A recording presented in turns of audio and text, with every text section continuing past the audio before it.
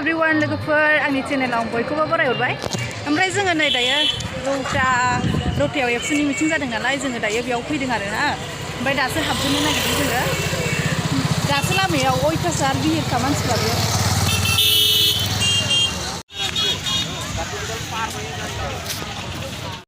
ओमफ्राय दायो जों गेट मोनबाय नै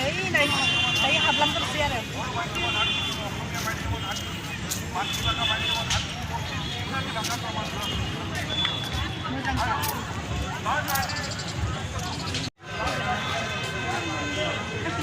लानो हायाना सोर लागोन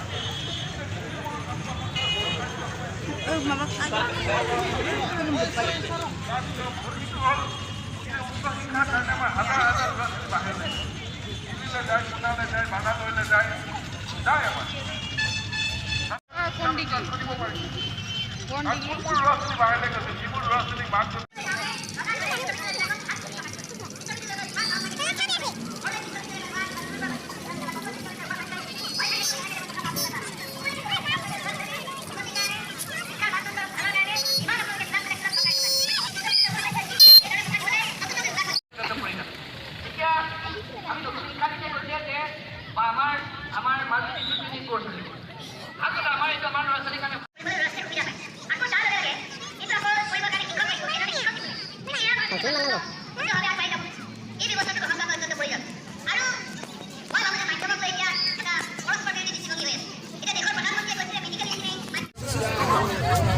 दायो जोङो एक्जिबिसनाव हाबहैनायसै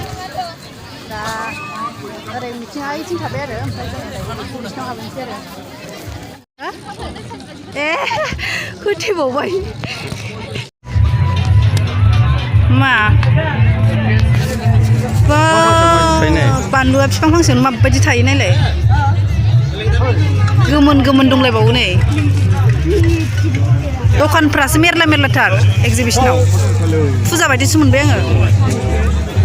फुजा बायदिखा आया बावसो दङ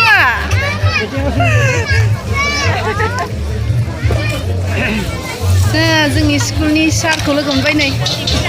सार थांसै जि गोबाव बेरायबाय ने लोगो मोननायखाय मोजां जाबाय दे बिलाय एक्टर बबाव दङ सारालाय दे होमबा थांदो दै दे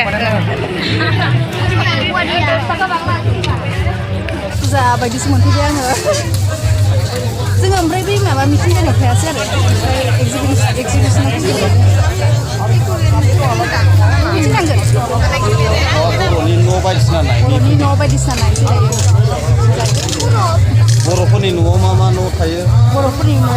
थायो बेखौ जोङो नायनोसै आरो दायो जायहाय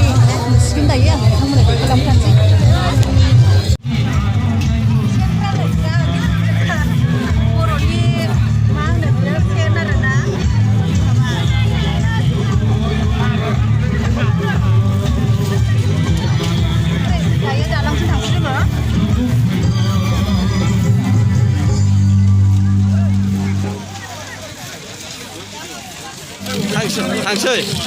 थानोसै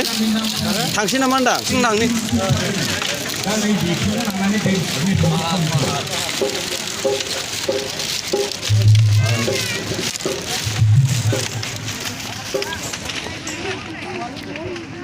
नायदो गोदोनि बर'नि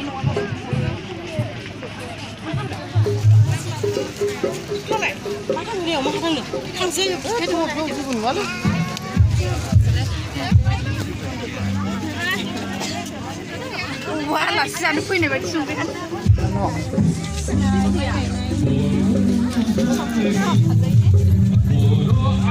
नायदो गोदोनि बर'फोरनियाव मा मा थायोमोन उखुमनि न' आरो मा होनो जिगाब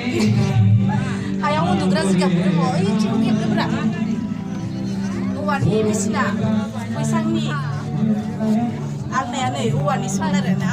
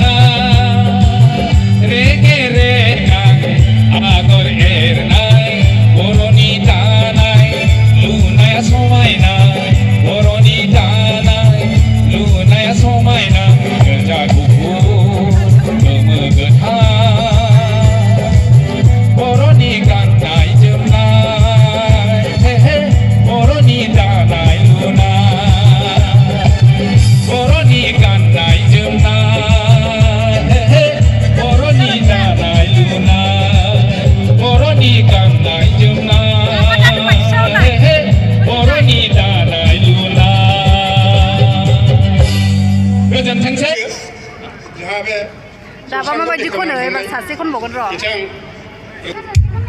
एड्रेसा नहिरुवा माजबाद अब्लाबो बिथाङा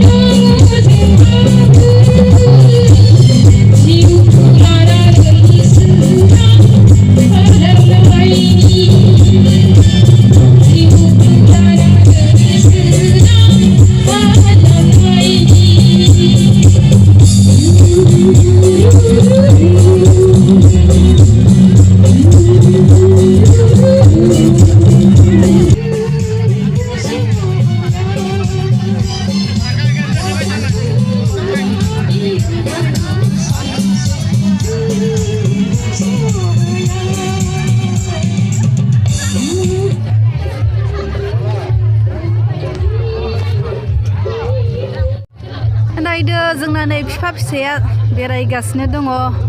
आयौ नै बासन बर्तनबो मोनगौलाय नै मा मोना गासिबो दंजोबो फुजा बायदिखा हाथाय बायदिखा आयो नै गस्लाफ्रा आरो ओरैबो दङ मना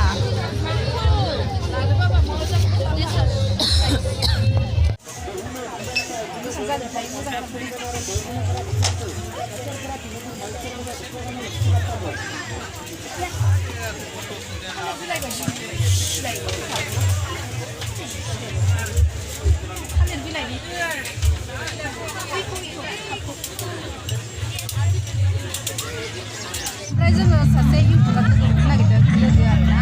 इउटुबाव लोगो मोननाय ओमफ्राय दा जोङो बेखौ लोगो मोनगोनसै नोंथांमोना नायलांखाबाय थादो सोर इउटुबार बियो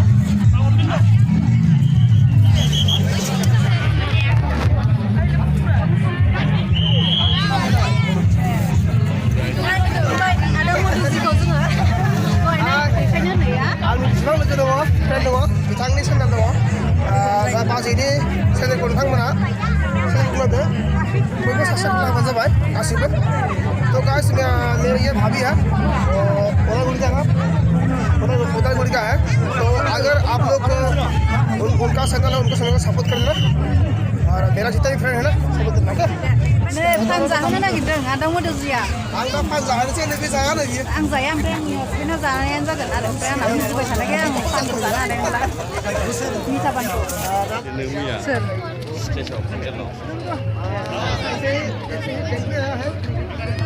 मोनासिगोन नै मोनाथारसिगोन खोमसि जाहांबाय दायो जोङो बेरायगासिनो आरो एक्जिबिसननिफ्राय ओंखारबोबाय नैबे जाबाय मेन स्टेज ओमफ्राय दायो सानखाय बारा मानसि गैया आरो बेरायजोबदों आरो गासिबो एक्जिबिसनावबो सरकार सीट एडभाइजार तेखेतले मैं बहुत बहुत मैं धन्यवाद ज्ञापन करिछु आरो दिनैनि बे हाबाफारियाव जोंनि बरायनायखौ दिनै नाजावनो फैनाय ओमफ्राय जोङो दायो मोनानिखौबो दसे नायनानै थांसै दा मा मोसायो नायलांसै लोगोफोर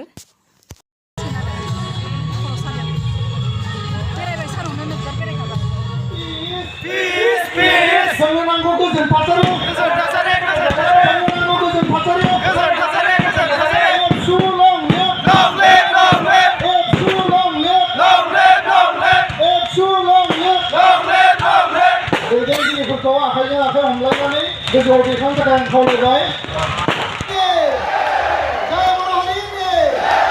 welcome BTR we want piece जोंनो नांगौ गोजोन थासारि जोंनो नांगौ गोजोन थासारि एबसु लं लिभ एबसु लं लिभ